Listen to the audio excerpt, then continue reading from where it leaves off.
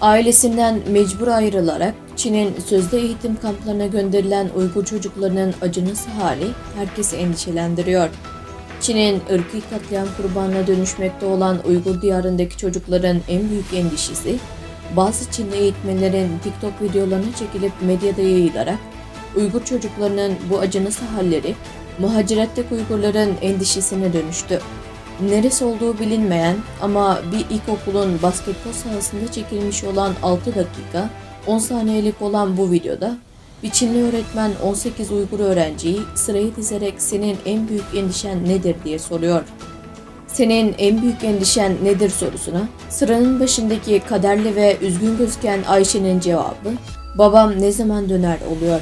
Arkasındaki sahibenin cevabı da Ayşe'nin cevabıyla benzer oluyor. O, "Dayım ne zaman geri döner?" diyor. Öbür kız ise "Bana neden insanlar durmadan hakaret edip vuruyor?" diyor. Öbür erkek çocuk da "Babam neden eğitim kampına gidiyor?" diye soruyor. Çinli öğretmen onun bu acısını dindirmek isteyerek "Biz eğitim gördüğümüz gibi anne babalar da eğitime muhtaç.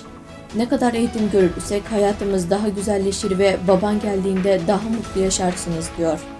Arkadan ise Mustafa, "Babam neden öldü?" sorusunun kendisinin en büyük endişesi olduğunu söylüyor. Çinli öğretmen soruyu tekrarladıktan sonra insanların her yaşta farklı sebeplerle ölebileceğinin normal olduğunu, babası olmasa da annesinin olduğu için mutlu olacağını söyleyerek yatıştırıyor.